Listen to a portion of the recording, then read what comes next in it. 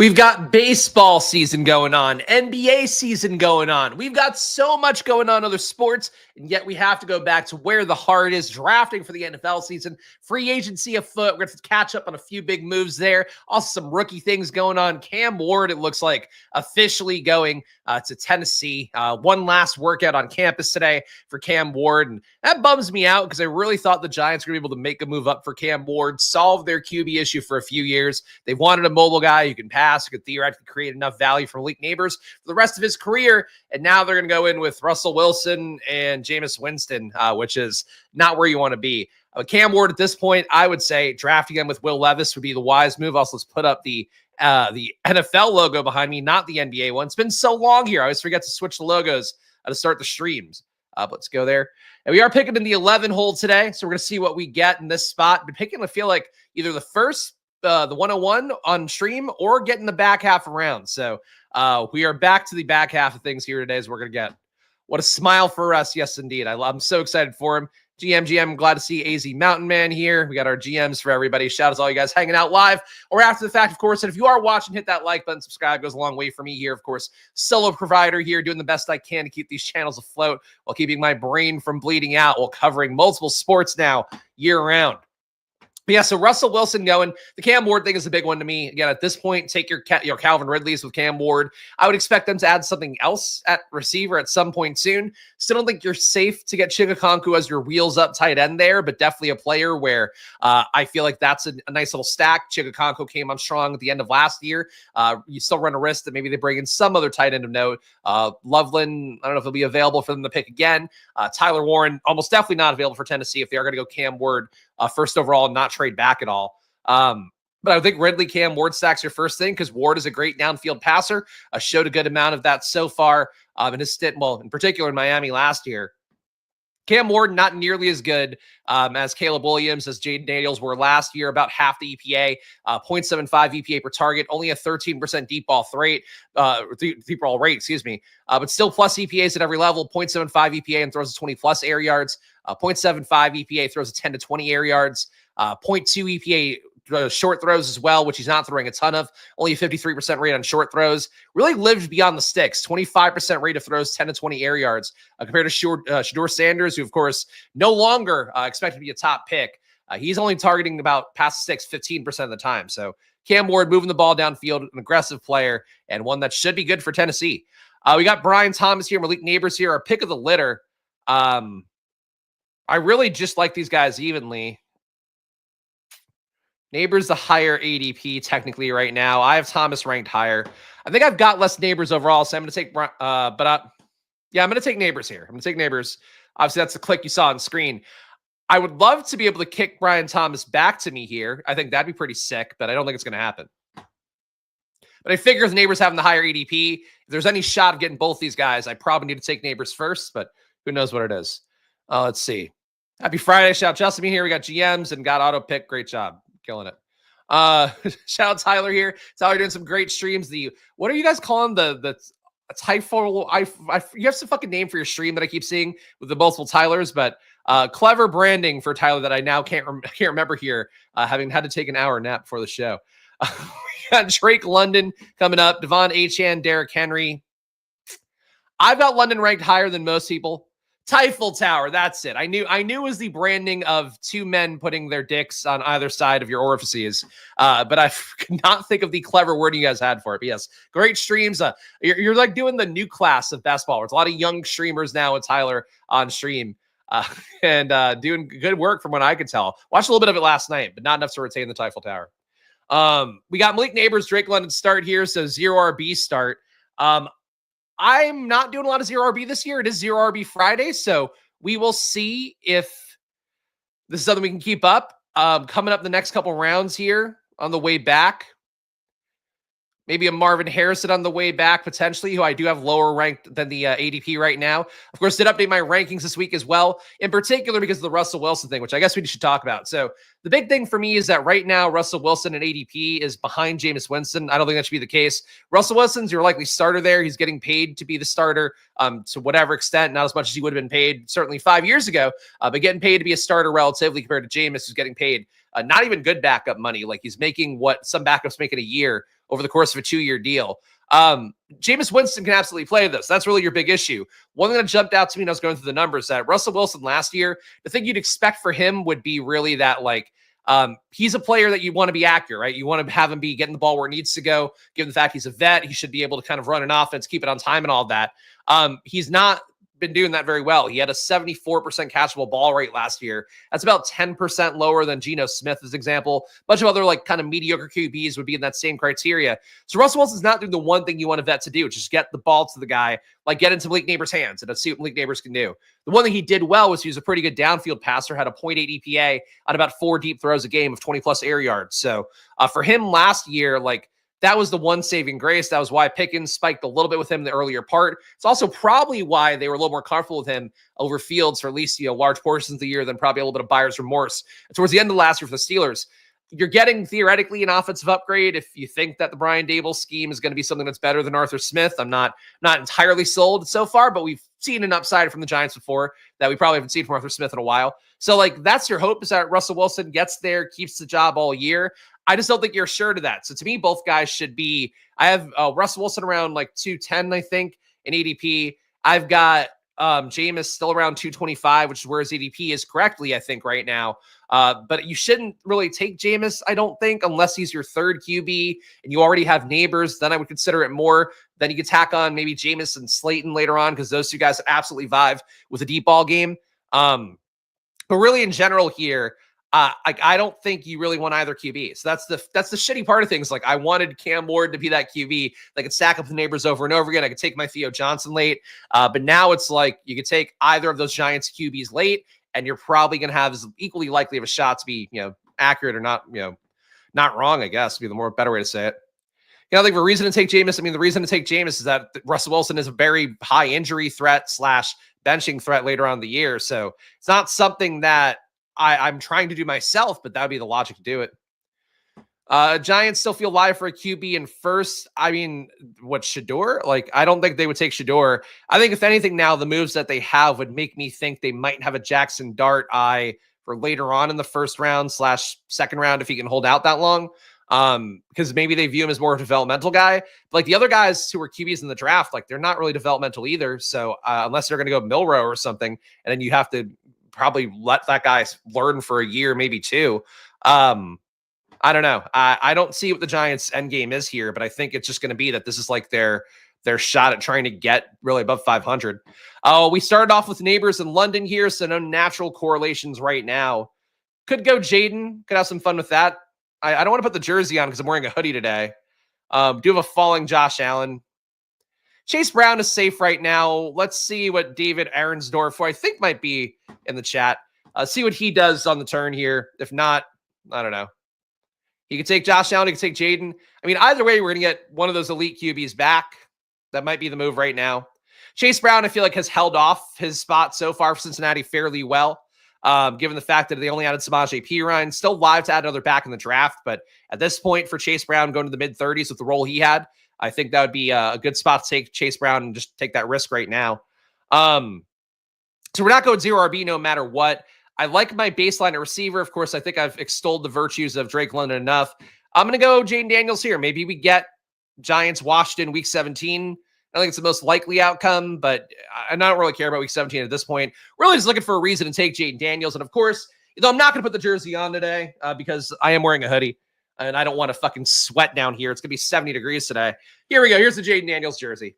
Spiritually, it's on. I'll throw it like this. There we go. That's logical. That's how we wear clothes. Start here. Malik Nabers, Drake London, Chase Brown, Jayden Daniels. To me, really, once Allen and Lamar is gone, wheels up to take Jayden at any pick at that point. Your assumption would be in year 2 that he gets better. I don't love the Commanders' moves so far overall. I think they've added weapons, but it's a lot of older weapons, which is not where you want your young QB to be. Ideally, you get some younger guys kind of grow alongside him. But I don't know. He's still worth the ADP to me. He's going to run. He's probably a QB that's got a shot at running for 1,000 yards in his career. So I think that's how that goes. Let's see. Thinking that the Giants trade back for Dart? Sure. Who's taking Shador? Not the Browns, I don't think. Not the Browns that first go round. I think what probably happens for him, and I'm trying to think. this has happened before in the draft, and I'm struggling to think of like who a guy this would have occurred for. But I think the situation that Shedeur is going to face is that he doesn't get picked in that first 10 picks. I think he probably sitting around to late 20s. Somebody who passes on him in the first 10 picks, I would think comes back around and grabs him end of the first. Worst case, beginning of the second. I think it still would be a good pick for them in that range. Who would be? The Raiders are paying enough to Geno now. You probably wouldn't go that way. I think Seattle with Darnold would make sense because they have a 1 year out there, so you can have Shedeur, and he's not as big of an arm as Darnold, but will run a functional offense. That makes sense. Saints later on. Saints are so tied to Carr still. Obviously, they could still draft the guy to theoretically replace him at some point. That's how it looks. All right, well, the Albright and other insiders I follow for draft nugs still think of Ward or Sanders for Giants, given the situation they're in. I mean, I don't see how Ward is possibly going to the Giants at this point, given that the Tennessee apparently shifted their opinions at his pro day. They're having an exclusive workout with him. Like, I think Ward, you have to take off the table for the Giants now. And I've pinned that one from the moment, like, this tournament opened. I was like, I'll take Nabers with Ward. I'll take Theo Johnson with Ward. I'll take Slayton with Ward. Really thought the Giants were just going to go up and get him because all the early smoke was there. Now it's not there to me. So, I mean, I think it's Tennessee for him. Shedeur at 3 just seems like a bad use of draft capital at this point, unless like, and because also too, like there's been FUD from insiders supposedly, like this GM's talking about, like that's what they were mad about, was that the GMs are supposedly burying Shedeur when they shouldn't. So like there's people on teams who theoretically might be drafting QB who are down on Shedeur. The analysis is not high on Shedeur.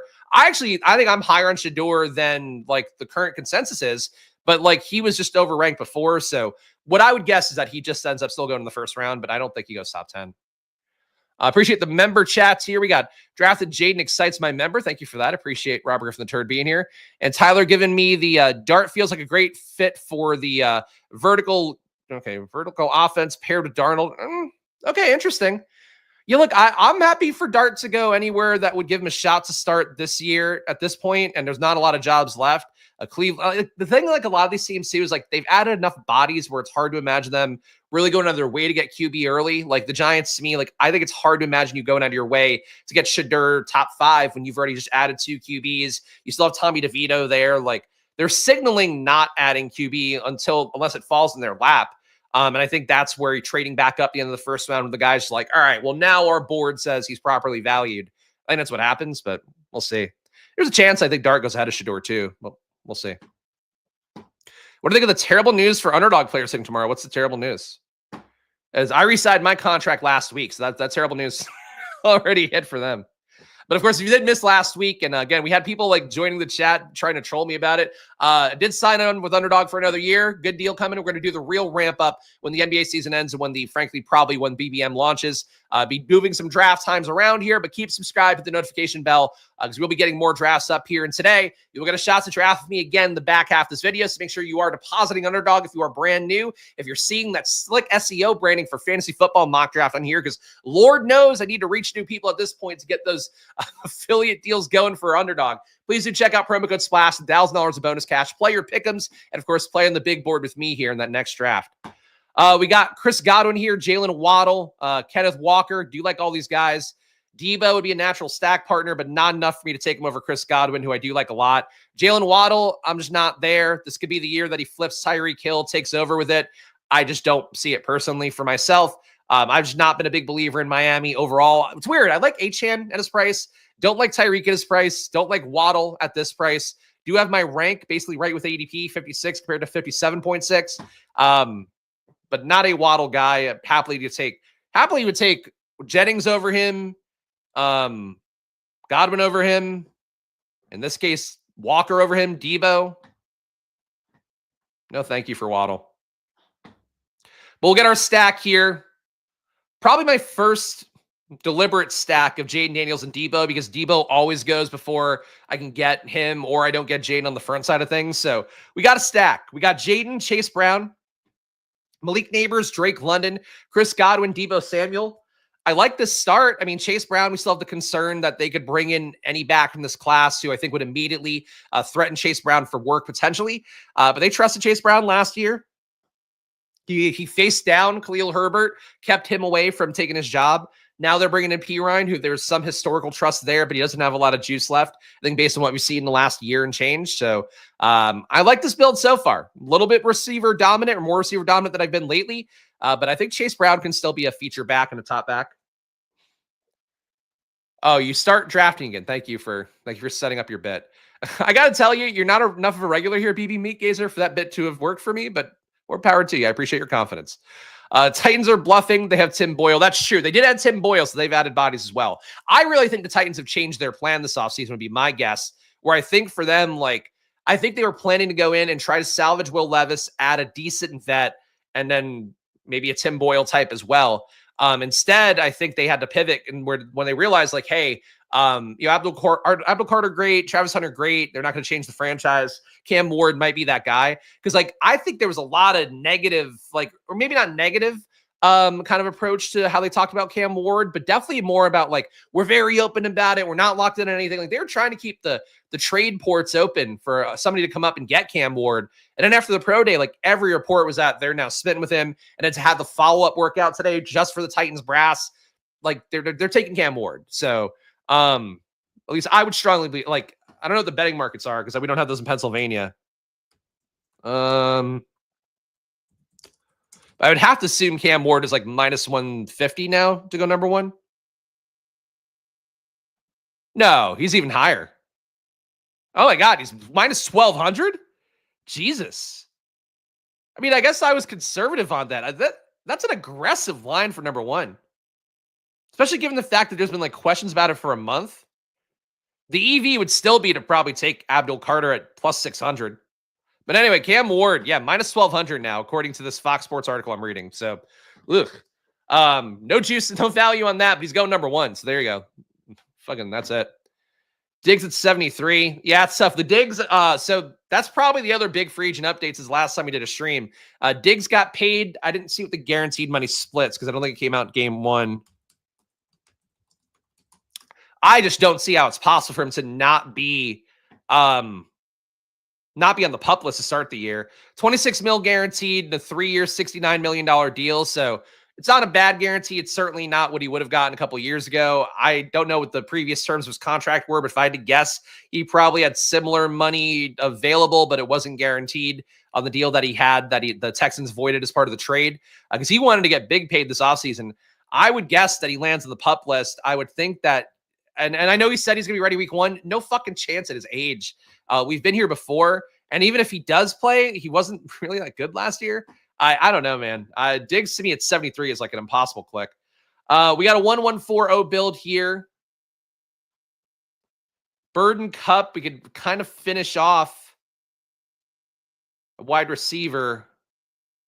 But I'm gonna go Aaron Jones instead. I feel comfortable with the Aaron Jones click. Obviously, Jordan Mason has soared in ADP. I believe he's at 140 now. When I was working through my rankings yesterday, which you got to pay the price if you want to take him. I do think he runs the risk of taking some goal line work away from Aaron Jones and being a much more live candidate to take real work than Ty Chandler was last year. But I still like Aaron Jones enough. They gave him the contract. I'm okay with it. Jones or Warren at RB would have been good, but I really think I just want to make sure to get a little more depth at RB at this point. Because I think we're going to get another receiver on the way back or a QB, and I'll be happy with either option. But let's see what we get here.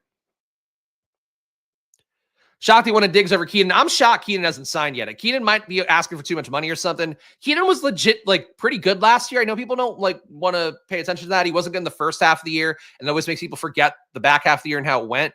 But, like, he was very good down the home stretch last year, and he was also the best Bears receiver in terms of target earning, in terms of EPA, in terms of touchdowns. And nobody wants him yet, or nobody wants to pay his price. Warren would be a good click for me here to round it out at RB. I do think taking Baker Mayfield with Jayden, really hard to imagine us ever not putting up 20 fantasy points at a given week. And I'm going to do that. I like Baker a lot. I like when these guys have played head to head. I don't know if it'll happen on the schedule this year. I don't really know that stuff in advance, but I like Jayden and Baker Mayfield, 2 top QBs last year. We're going to go with them again today. So Jayden and Baker at QB, Chase Brown, Aaron Jones at RB, Malik Nabers, Drake London, Chris Godwin, Debo at wide receiver. Debo's the one that worries me the most because I really don't think he's got a ton of juice left. But with what the Commanders are bringing him in for and what they do as an offense, scheming a lot of short bullshit targets, I would think that he's going to be in a very good situation this year, even if he has no juice left. So that's my logic for this build so far. Would like to add another receiver in the 9th or 10th, and I think we'll probably accomplish that next. He didn't seem like a Woody Johnson splurge. Seems less likely after Reynolds. Which is sad to say. Mayer Fields for me by a wide margin. A Mike Vrabel offense is not going to unlock anybody. Signing Stefon Diggs is not going to unlock anybody. And what they spent on defense, like they're much more likely to me to be keeping Drake May safe and trying to not make Drake May cost them games. Not that Drake May is bad, but he does have a tendency for inaccuracy. Going back to college, that was one of the biggest flaws I pointed out, why I thought that he wouldn't start in the beginning of the year, and that ended up kind of rearing its ugly head in camp a little bit. But interceptions too can be high for him. I think what they're going to be trying to do for the large part is like trying to keep him from ruining the defense's days, because they spent a good amount of money in that defense. And that's been one thing that Mike Vrabel teams have figured out in every stop. Not buying Pat Support is saying on track for week 1 in best shape of his life. No, not so much. Not so much. But they're going to say that because they needed to get a receiver, and the Patriots front office clearly thought veteran name was what they needed, even though frankly, I'd rather trot out Polk for another year. I'd rather trot out Pop Douglas for another year. Just keep batting in wide receiver talent, hoping somebody hits. Like they're going to now kind of cut those guys at the kneecaps. Even Butte, like Butte is not good. I think for the most part, kind of got lucky just off deep ball stuff last year. But like, just develop him, to stick to young guys and develop them. That's what teams should do. That's what Brian Thomas, that's why it worked out so well for him in the back half of last year, was like they put him in a situation in the beginning where he was running not the most efficient routes to expand his growth and to make him kind of a complete receiver. Then the guys get hurt. They just feed him the ball, make him into a complete receiver, because they basically had to out of necessity. And it's like, that's what you want to do, is you want to develop guys over 1 year, then over 2 years, over 3 years.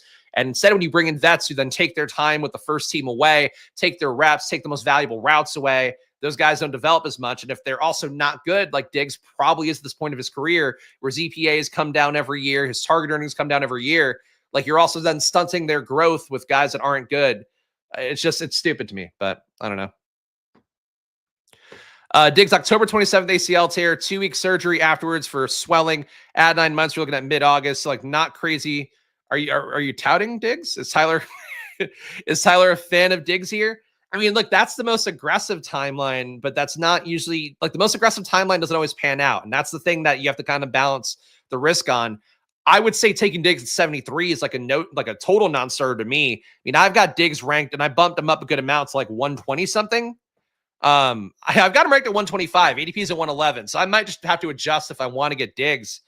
I just don't know that I want Diggs that much. The way they used Diggs last year in Houston was like not good usage either. It was lower ADOT stuff. He's playing out of the slot a little bit more. Like they couldn't really get him open outside. I don't know what you're missing out on with Diggs personally, but that's me. A lot of Diggs talk here, but I guess that's the big change. I just am not a Diggs believer. And I bought in last year because I was like, look, he was still mostly efficient in Buffalo. Like they just kind of fell out of love with him. And frankly, he wasn't like awful for best ball at the very least, but I don't know. I have no idea what you're talking about, Spencer, but shout out to Davis Maddox's cookout. Davis Maddox can't host a cookout. He's not a black guy. I don't think it's legally allowed. Unless he owns a cookout franchise, then I guess he could have a cookout. 2240 here. I do like Rashid Shaheed getting that glow up and an Elijah Moore offense. Kellen Moore offense. Do you like Zach Charbonnet a little bit, but probably not as an RB3. I'm going to take Shaheed. I've just got Shaheed ranked much higher than these guys. Got him in a 96 rank. We're at pick 107. So Shaheed here, wide receiver 5. A lot of NFC South here with Drake London, Chris Godwin, Rashid Shaheed. So we might end up getting some week 17 correlation out of it. We'll wait to see what we got this next pick before I read the team again. I'll let Diggs date your sister. Plus Diggs is over 30. Recovery time is long for older players. Yeah. I think that's what I would worry about it the most. Diggs was good in the locker room per reports out of Houston. I'm not worried about the locker room part for the record. I'm worried about him not having any juice. So we got a 2250 here. Charbonnet still there. RB at this point, I think not a spot you want to make the click. We're not going to have great tight end options, so Njoku wouldn't be crazy. They're going to move to more of a West Coast offense. But honestly, I take Walker enough. I don't take Charbonnet very often. I'll take Charbonnet here. Coming down a little bit more compared to my rank. So Chase Brown, Aaron Jones, Zach Charbonnet start. Really think Charbonnet is going to be kneecapped as long as Walker is healthy. At a certain point, they could ramp Walker down a little bit just to keep him healthy and give Charbonnet more work. So guess it's kind of the outcome we're hoping for is Walker injury in this build or Charbonnet just getting a 50-50 share finally. Really aggressive wide QB capital for this guy here. Yeah, you only have 4 wide receivers and you take 3 QBs in a row. Big board is just lawless right now, man. I don't think this is going to be how best ball is all year, but like people are just throwing structure out the window. And like, granted, I've, deviated a little bit from what I used to do historically in terms of loading up on wide receiver early on, even sometimes making sure I get 5 receivers through like 100 picks. Like I'm not doing that as reliably every time, but I think people, and I've said this before, this is one of my theories heading into this year, which I should just put on like one video, like Spags' theories for the year. So I could go back and go watch that video and see how right I am. I think people this year are just going to throw like traditional best ball drafting out the window. I watched Pete's interview segment, or I guess technically interview segment with that guy, Ray Zanny, who I know has been a character on Davis Maddox chats. And now I think they're uncomfortable with it because the guy's like really trying hard to get on the streams. And I don't know what the deal is. To be honest, I don't really even get the bit that they're pulling off on both sides of the equation. But the guy's like talking about like he won the fast puppy last year, drafting I think 5 receivers, spending a ton of RB capital, I believe is the way that went. And this guy like thinks, I mean, I don't know. I'm not gonna say that he's not like good at what he's doing because he won a puppy tournament. But the guy thinks he's like a genius. And I see that on social media. There's a lot of people that think that they're like the best basketball drafter ever. If they make their cases compelling enough, they're going to bring people along with it to think that, oh yeah, I should take 3 QBs in the top 100. I should take 5 RBs in my first 5 picks. Like there's gonna be a lot of dumb shit this year that comes from people that are speaking full-throatedly and like, and have the confidence to sell people on it. And I think there's gonna be a lot of bad drafting this year, really. Like from what I've seen so far, from what I see on social media, I think you're gonna run into a lot of people that are just throwing just any awareness of the stuff that like Mike Leone's written up. I will save anybody out there if you're new to best ball. And honestly, I should probably just do like if you're a new to best ball video, so I can point people to it and be like, just please watch that before you come into the chat and just start fucking going off. But like, just balancing your draft capital. If you're taking early RBs, you don't want to take a ton of early RBs. You want to balance it out. You don't want to take too much volume of RBs, like those basic things. If you're taking QB, like you want to stagger it a little bit. You never really want to hit 3 in a row like this. Like even for me, taking Jayden and Baker Mayfield is a bit of a stretch, but I'll balance out my picks enough to make it work. But like, just don't fucking throw everything out the window because weird shit won last year is really the most important thing. Dick Chuck is the best ball drafter ever. I just stay quiet. I'm sure that's it. Ray Zanny is a clown, but he got lucky, so now he's vapidly confident. It was funny for 5 minutes. Well, that's like the thing that makes me uncomfortable is like him following the guys around and being like, well, where do you put me on stream? Because like he seems unaware of the fact they're making him into a bit. And it's like, that's not, to me, that's like the bad bit territory of things. And obviously my time at Barstool, like I'm very familiar with that kind of approach and I've never liked it, but like, people should be in on the bit. They shouldn't just be like thinking they're getting a shot to promote and become a best ball streamer for whatever the fuck that means. And I can tell you, it doesn't mean a lot. Like, it made me sad a little bit, but I don't know. The guy's not like mentally disabled or anything, so not taking advantage of an R word, but it's like a little, I don't know. And I don't get skittish about anything. It made me a little like weird. People justify anything but drafting a good team. That is also true. Guys, appreciate all you guys watching live here. We're going to make some more picks, but if you are watching live at this point here, could use your support. Please subscribe down below with the like button, leave a comment. I'm getting outworked by the Davis Maddox of the world at this point of things. Even the Teufel Tower is outworking me at this point, but I'm strapping in and getting, of course, myself aligned for MLB and NBA season. Once we get into the big board, particular out of the big board season, it's a best ball mania season. I'm going to be launching at you real hard. And I, of course, am following the NFL as aggressively as I can every day as well. I'm still here in these streets, even though I had to turn down my stream volume a little bit just to adjust to the deal that I have with Underdog, which is going to reward me more for grinding off, come NFL draft season. So that's it basically at this point, but show some love if you can. Subscribe, hit the like button, leave a comment. Of course, I'm here in the Discord as well. Join that Discord. A lot of great people in there joining every day. I feel like whenever I say great people, I feel like I'm doing like a Trump impersonation. A lot of great people on both sides of the aisle in the Discord, mostly for the love of football there. So do check it out. If you just join the regular tier there for $5, you get added immediately. If you want my rankings, join the Squirt Squad tier or the VIP tier. You can either read my blurbs or get my rankings to export directly to old Underdog. We need some more RBs here. I think Tyjae Spears is going to be one of them.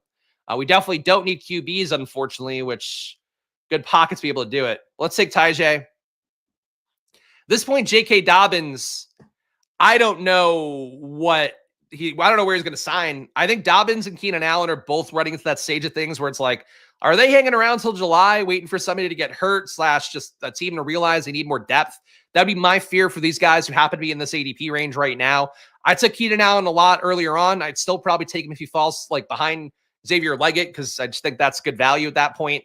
But Dobbins, I think asked the Chargers for too much money is really my read on it, because he got paid so little last year, and it's odd that they didn't even have any talks really about signing him and bringing him back, because he played well for him, and that's the kind of team that would reward a guy playing well and low money.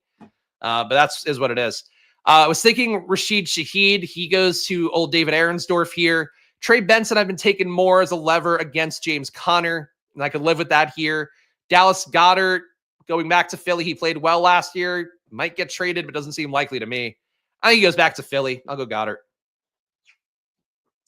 Let's see. We've got some morning. Yes, fine people on both sides. Seriously, though, isn't 3 QB ideal for these before draft? No, nothing is.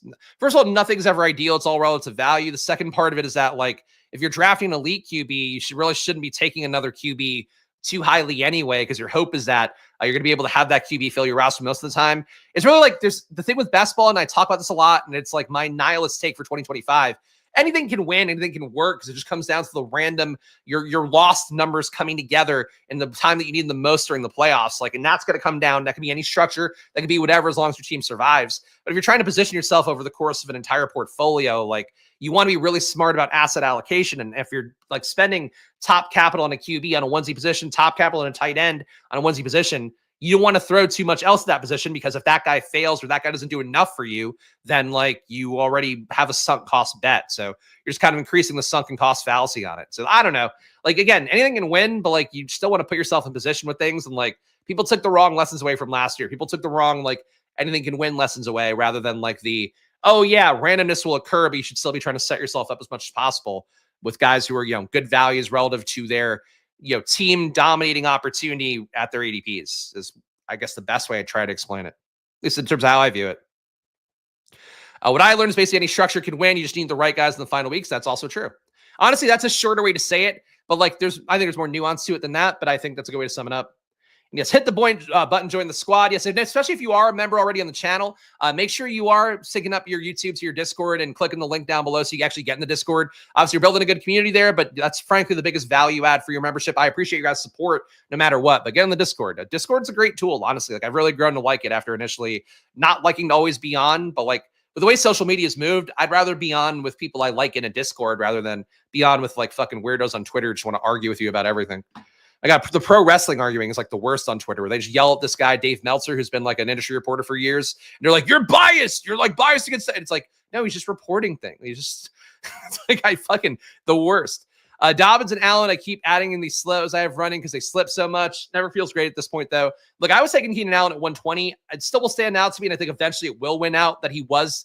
Again, like, I know it's crazy. Like, people don't want to believe it. He was better than DJ Moore in every metric last year. He's better than Rome Odunze, especially in every metric last year. And look, Odunze was not ready, I think, in year one to take a full leap. And he was also not being given the run out you need to get there, which is just a ton of volume of routes and ideally high quality routes to get you shots, like we talked about with Brian Thomas. But DJ Moore was not used fantastically, a lot of screen shit. But like, Keenan Allen's better than him, and he's getting targeted in the red zone more, and he's getting targeted downfield more. Like, he did enough. I'm biased. What is the best older wide receiver in a new team draft late round 15 plus? Slayton? I mean, I should know, new team.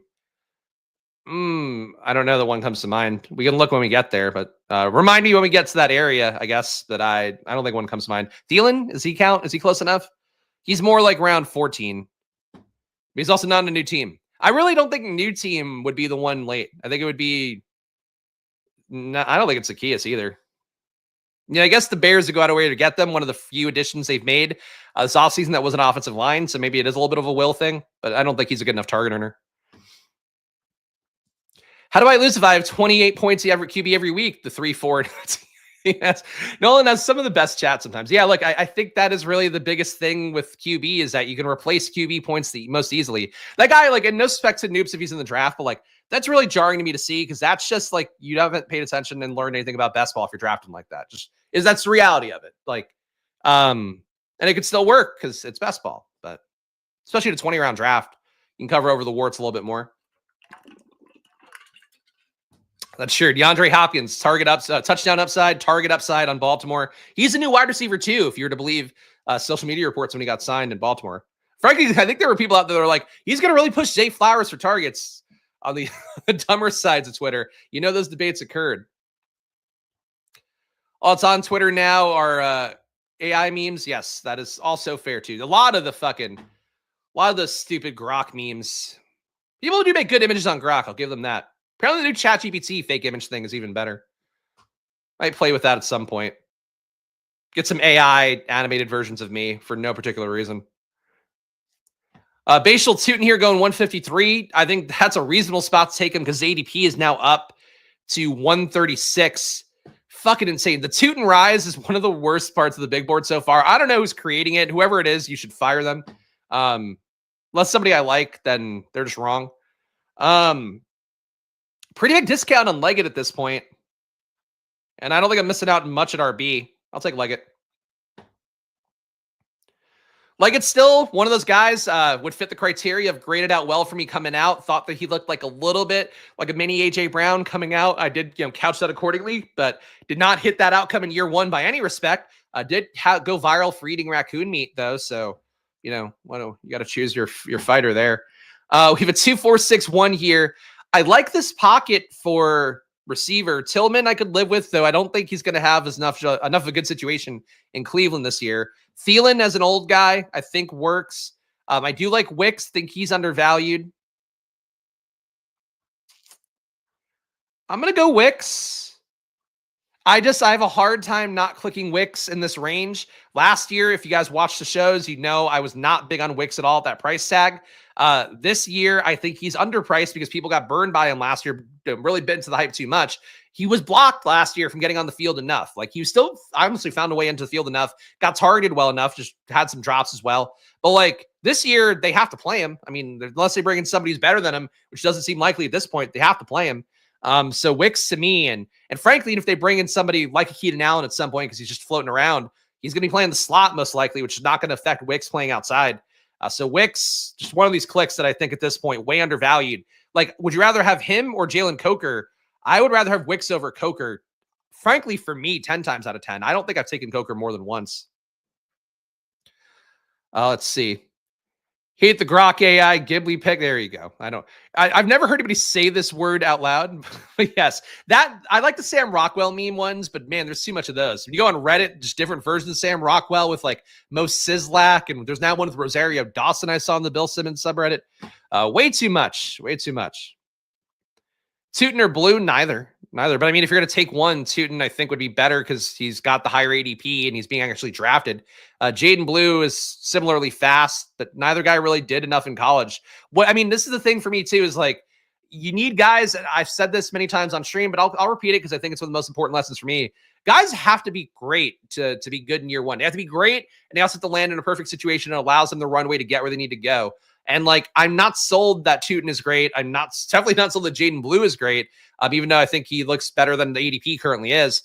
But like, they're not great enough to me to land somewhere. If they land somewhere, that then I think there's a run out where they can get there year one. Like, let's say Tootin goes to the Raiders and it's him versus Raheem Mostert. Like, I'll be on Tootin at that point. But like, if Tootin goes to, I don't know, the fucking Lions now because they want contingent value for Jahmyr Gibbs in the 4th round, like, his ADP has been entirely wrong this whole time.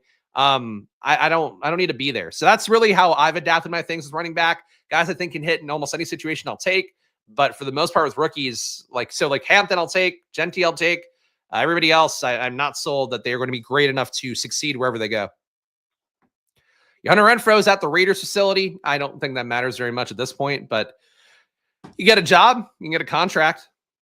Low A-dot target earner from the slot really doesn't do a whole lot for you when he's this old as well and been out of the league for a while. Rumors the Packers expected to take wide receiver in round 1. They swing and miss on all their W. I mean, if they take like a Tet McMillan, Wicks is going to come down for sure. I don't buy that they're going to do that, though. I think they believe in that wide receiver room more than anybody outside their organization does. I think the coach speaking next stuff alone would put you on that. They've talked about they have the guys they need in that room. Like, they feel comfortable with it. I don't know. I'd be shocked if Packers took a wide receiver in first, unless Golden, because they do need speed aspect for their perimeter. I mean, look, Golden's the kind of guy who they would take, and he doesn't really earn targets, so it'd be fine. So like he would fit what they do where you don't have a true alpha, but like I would not take a first round receiver. Like, I don't know. I would never take a first round receiver who isn't a true alpha in the first place. And that's going to be something where they're going to do that with Golden. They're going to do that with like Buka, who's also, I mean, maybe at this point he falls to the second because the 40 time is a little bit slower than people would have wanted. But yeah, I'm not sold on Golden anywhere. I just don't think this class is as good as last year's, especially at wide receiver. RB, it's obviously a lot deeper. And I think there are guys that are going to have careers, but I don't think there's like a bunch of guys. There's 2 guys I think that hit from week 1 in RB. I don't know. I think that's the hardest part of like this time of year for people. And obviously that's the case you'd expect with how this works. But I think people have a really hard time getting that like new player doesn't mean great player. New player doesn't mean displacing a vet either. And that's a lesson that I had to learn too, I think firsthand. But I've now done this for about 5 years for making the content around this portion of the year. So it's my lesson learned, I guess. All right, we got another pick coming up here. We definitely need more at tight end. We have a 2-4-7-1. We need more at RB as well. Blake Corum, not a guy I am ever dying to get, but he is available here, and he is, again, fits kind of the contingent value guys we have with Charbonnet, Tyjae, Blake Corum. Our hope would be in year 2, Corum can get some work if you're taking him, but I don't know about that. We have a lot of late tight end options, so I feel like I don't need to sweat that part too much here. I do see 1 RB I wouldn't mind to take here to round out my room. Frankly, 2 RBs I could live with at this point. Jalen Royals, one of my biggest ADP versus rank stands. Just don't think he should be free still. I think he will find his way to a good home. And I wanted Austin Eckler. We will get him here to round out the room. Eckler, quietly, very efficient last year, had some juice left. Obviously, getting less touches probably helped that out. But we have Washington. We'll add Eckler on top. Hope we get some screen touchdowns for Eckler and for Deebo Samuel. Honestly, which probably just getting a correction on Terry McLaurin with those 2 guys is very possible this year. We got Jayden Daniels, Baker Mayfield, Chase Brown, Aaron Jones, Zach Charbonnet, Tyjae Spears, Blake Corum, Austin Eckler.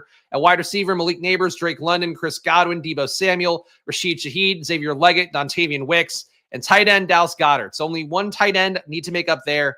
Everything else looks fine enough. And then Royals, you don't need to take him at this range, but I do think he is more valued to me around high 170s. That's it. Let's see. People talking about the tush push.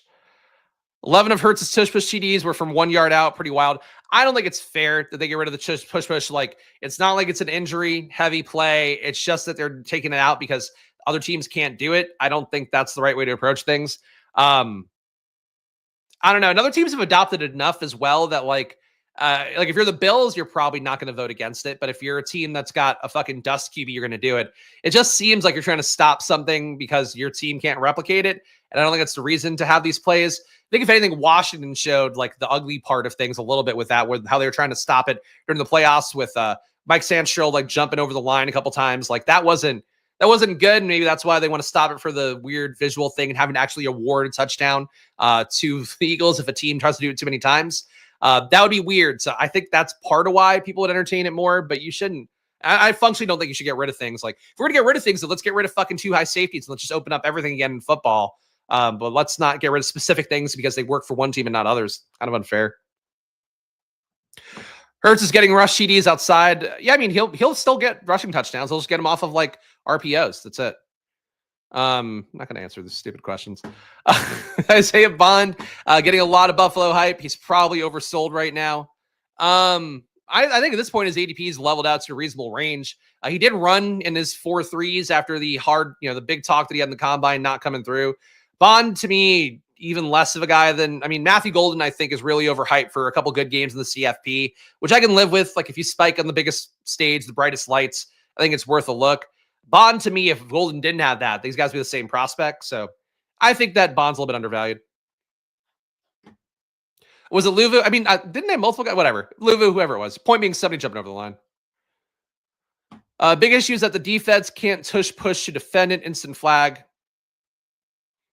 Maybe, I don't know. And honestly, the bigger issue is probably that, and that you can't come up with a creative solution that would get past everybody to vote for to make it a more fair play. So, like, it's unraveling too many things. I would just hope it doesn't get banned. But and again, that's me. Like I live in the Philadelphia area, and I really don't want to hear the Eagles have more success, but I think they should be able to do a play that they came up with that works pretty well, that also doesn't have a high rate of injury. The only plays you get rid of are like injury plays, like hip drop. That should be an easy thing to get rid of.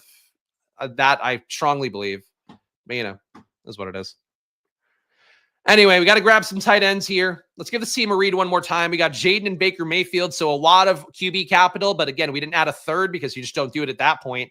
Chase Brown, Aaron Jones, Zach Charbonnet, Tyjae Spears, Blake Corum, Austin Eckler. A little bit heavier in terms of the backups, and frankly, the two top RBs have some risk of losing touches to either Jordan Mason for Aaron Jones. Chase Brown could have somebody else come in, I think, in this draft class and take meaningful goal line work away from him, but we're going to assume the best for these guys when we take them, obviously, and I think the price for Chase Brown does kind of assume the worst. Malik Nabers, Drake London, Chris Godwin, Deebo Samuel, Rashid Shaheed, Xavier Leggett, and Dontayvion Wicks. I think the wide receiver room works for me. A little bit less superstar upside in the middle here, but Deebo, we're hoping, has the bounce back. And Dallas Goedert at tight end, good enough to get us through a 3 tight end build, maybe a 4. All right, pick up here. Marshawn Lloyd, who I have no issue taking generally. Elijah Mitchell, who I bumped up a little bit here. We need tight end. We've got New Orleans. I'm going to go Juwan Johnson for one of these picks here. Juwan Johnson got big paid, as we've talked about, in a way that surprised me, is even as somebody that was taking Juwan Johnson in like every draft last year because he was so cheap. Really didn't love the usage in New Orleans. They gave so many touchdowns away to Foster Moreau. But if you are paying Juwan Johnson, legit starter level money at tight end and bringing him back as one of the first moves of Kellen Moore and this new regime coming in, I think you're in for decent usage. So Juwan, to me, big value this slate. I think especially if you're taking 3 tight ends, like he wouldn't be my first tight end in a 2 tight end build, but a second tight end in a 3 tight end build or a 4, great. Okay. Higbee, I don't mind. Carr would be a logical pick, but we're not going to do the thing that I've said we shouldn't do and kind of put more capital there. Restrepo coming down after the bad pro day. No surprise there. I am going to go Tyler Higbee here. Think he's a little bit undervalued. Honestly, this might be a 4 tight end build for me because I think I feel good at RB or good enough at RB. Feel good enough at wide receiver. Can add just one more guy there. But I like what Higbee showed at the end of last year, so I'm going to go with him here and maybe take a younger guy with a 4th tight end. But 2 tight ends, Juwan Johnson and Higbee out on top of that team I just read, and that's how it goes. We got 2 more picks here, and then I will do a second draft, so heads up if you want to get in with me here. Use that promo code SPLASH on Underdog, of course, on the NBA streams every day on the @SplashPlayBets channel. It's now not @SplashPlayNBA because we're going to be covering some MLB and NBA on there. You can check me out every day, giving away some really good pick'ems. Yesterday in Underdog, really soft lines for the pick'em. Like you could have built an entire card of like 40% EV bets. That's sometimes what happens on the pick'em sites and in general in sportsbooks. So, check out the NBA streams at 4 p.m. every Monday to Friday. But also do check out Underdog if you haven't yet. If you're watching these shows and you, for some reason, aren't playing pick'ems, just please do it. Use that promo code SPLASH. Needed 400 and something more people to sign up this year, guys. So let's get to it. And also, if you want to play some MLB DFS, use Stochastic data, 15% off, link down below. We also have a deal going for $1 for a week of all the MLB data, sim stuff as well, if you want to get in there. So just click the link down below. You'll see that ad the moment you join the site, and I'll get credit for you signing up there. And then if you want to keep using it, you can. But it's a really good deal if you want to play some MLB DFS. I did yesterday, probably not going to play today. We'll do a little bit of NBA. But honestly, today, also not going to do NBA too much because we have a kid birthday party at 6 p.m. Really fucking inconvenient timing for those of us that work in gambling. All one of me that work in gambling that have to go to this kid's birthday party. But it is our Lucas friend Asher, his adorable little Asian friend, who reminds me now of the me inside that I didn't know. For it's being 25% Asian that you learn later on in life. Save your jokes out there. Have I been drafting Mason Taylor? No, he's barely a dude. He's barely a dude. He might get picked. He just didn't show anything numerically. Again, I only want great players. I don't want to take guys because they're a new name. I would rather take Juwan Johnson over Mason Taylor. I'd rather take, honestly, any vet really that's in that range. I'd rather take Higbee over Mason Taylor. Like he might have a fine career. It's so hard to hit year 1 for a rookie, even though we saw Brock Bowers do it, even though I think Ty Warren does it this year. Loveland maybe does it. Thanon maybe in the most perfect situation does it. There's no reason to force guys that are not top picks to me. Taysom Hill's not likely on the Saints, so I don't think it does. Honestly, I don't know where Taysom Hill's going to go, but he's going to get a job somewhere.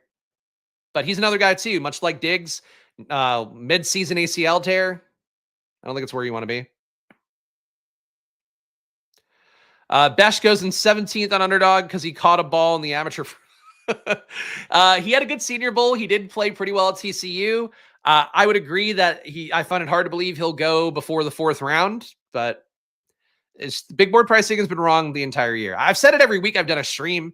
It's just you have to adjust to it accordingly. And, really, I think the real pro move, even though last year, as Pete pointed out in that interview, the segment that he did with the Ray Zanny guy, it was 10 rookies are on the big board winning team last year. Obviously, that was I would say a bit of a weird year, a bit of an outlier year in terms of having that many guys that could be on the team and make a winning roster, like guys like Pearsall doing nothing all year and spiking enough to actually make your lineup and matter in week 17. I would really bet the under on that for this year. If you're going to set the line at 9.5, how many rookies are going to be on a big board team? I would guess we're looking at more 7.5, 6.5. Would be my guess. And even then, maybe it's a little bit higher because you can afford the misses if you get a couple of them right. But I think the guys have the best shot at making a big board winning team would be Genty, Hampton, Warren. I don't think Loveland. Cam Ward, I think, is a good shot. Let's make the picks here. I'll think of there's a few more that I would add. All right, so we want the 4th tight end. I am just going to go Theo Johnson here. Go with the Giants stack without the QB, which I think works pretty well. Theo, I expect to make a rise in year 2, given the fact that he's got the athletic profile to do it. And I think one more receiver would be good here. I think David's watching the stream, so I'm not going to give him my rank order here. I'm just going to scroll down. But you can see all my ranks here, of course, that you get if you are a member of one of the tiers down below. According to Ayuk from Schefter, or update on Ayuk from Schefter, could be ready to play mid-season. ADP will plummet. Oof. Yeah, he's another guy where he should be younger and recover faster. And his injury was earlier than Diggs. I don't know, man. I think avoiding generally the ACL guys at this portion of things and letting their ADP come down, and then you take them later on is generally the move. I've taken Ayuk a little, but I've taken a lot more Juwan Jennings. We need one more receiver here. Ty Felton has the athletic profile. I've been taking him late. Savion Williams, bigger bodied guy, but Felton to me, an elite athlete that matters. So he'll be our last receiver pick here in a 2-6-8-4 build. Jayden Daniels, Baker Mayfield, another draft coming up, guys. If you want to draft with me, I'll be joining in a moment here. I've not joined yet. Chase Brown, Aaron Jones, Zach Charbonnet, Tyjae Spears, Blake Corum, Austin Eckler. At receiver, we got Nabers, London, Chris Godwin, Debo, Shaheed, Leggett, Wicks, and Felton. And a tight end, Goddard, Johnson, Higbee, Theo Johnson. So Juwan and Theo, the Johnson boys reuniting. Johnson and Johnson is what I call my tight end room. Should have stacked up a little more Tampa Bay. Getting K-Dot in this 4 tight end build would have been logical, but he went a little bit earlier than I thought he was going to. Thought I could push him back around. Taking a Rashad White with Baker Mayfield, I think would have made sense. For Washington, maybe a stab at McCaffrey or Sinnott just to get something late. Would have been logical, but we didn't do it. Let's start another draft here, guys. Big board. You guys know the deal. $10 entry fee, $250K to first place. I'll be doing a second one on stream here right now. 5 spots left, so get in here. And of course, if you are new to the channel, want to get in with me in particular, if you're depositing under my promo code, feel free to hop in every draft. If you're going to be a weirdo about it, don't do it. But if you are going to join me here, use promo code SPLASH, $1,000 of bonus cash. You also get a free pick 'em with that as well. So lots of good things going on when you join Underdog today. And look, they're worth $1 billion now because of how satisfied the customers are. That's how gambling sites work. But no, it is still a product that feels pretty good. So please do join an Underdog here, and of course join the drafts. But just don't get yourself in every draft. Like guys like Treveyeon, I don't want to be in every draft and see their name on it. Like let's be reasonable. Let's be gentlemen about it. Give people shots to get in. I'll ask kindly. But do support the show with that promo code, and also these sponsors, unabated 20% off, link down below. Stochastic, 15% off, link down below. And of course, the Discord, you can join for $5, get in there, especially if you are going to be in every draft room. I would recommend joining the Discord, being a part of the community on there, where really the only rule is just don't be a dick. I think it's literally what I have is rule 1 of the Discord. But of course, football, basketball, MLB, trying to make it a place where it's not going to have as many idiots in. So if you're an idiot, I guess maybe don't join. Or if you're an idiot and want to stay an idiot, don't join. But besides that, join the Discord. Join the channel, support the show, all that. I know, Treveyeon. I'm sure you do. I'm glad you got unbanned. Aren't you the fucking idiot who like said you're gonna kill yourself and to a support person? I feel like I saw that on Discord or something. So don't. Some people are asking for it. You were wearing too short of a dress when you said you were gonna kill yourself over gambling to the gambling site. But welcome back, Treveyeon. Good work. We're on the clock here. Again, 0 RB, love to do it. Bijan Robinson, though, if ever there were a guy who fits the criteria of young player due for a breakout, I would say that Bijan is it. Wish he kept a little bit of a higher avoided tackle rate. He's down to just 18% in the pros after being a 33% guy at Texas, but did earn himself 22 intended touches a game, 21 and a half actually converted into touches. So his balls are very catchable. Pause. 3.5 red zone rushes last year, 0.4 red zone targets last year. So we're talking about just shy of 4 intended red zone touches a game. He just fits the criteria to me of a guy where the offense being better, the workload being there, the talent being there, the pedigree being there, he should make a rise up. Obviously, with what happened last with Saquon, and especially if the tush push gets banned, go back to Saquon. You'll get the results you get. Assuming that he stays healthy, he'll probably be fine. For Gibbs, I think he's overpriced. I would personally never take Gibbs over Bijan. That's that. Al, this is a bad take. Are you getting traded to Pittsburgh? They're going to trade for a third receiver and pay him $50 million a year. You think that's how the cap's going to go? Unless they were going to trade Pickens for him, but that's not going to happen either. I think that's an insane take, though. If you think it's going to be them, if it's going to be Pickens, Ayuk, and Metcalf with an Arthur Smith offense, man, I got a bridge to sell you. I think you fucking better be, Al. You fucking better be. You honestly, here's the thing, Al, is like, I know you well enough to assume that wasn't a real take. This time of year, everybody's going to have fucking takes like that. Not everybody, but there's going to be a lot of takes out there that people believe that are so fucking dumb and have no awareness of cap stuff. And it's like, it is really the thing. Henry at 6. Yeah, going up early and get him. Hey, when you get Henry at the 1-2 turn, you got to get unique and take him at pick 6. Whatever. I mean, he probably doesn't fall to 19 that often right now, but I think his name says it all. If you think there's an issue with taking Derrick Henry at 6, you can kiss his third leg. As you know, guys with large penises always love to put them in their usernames.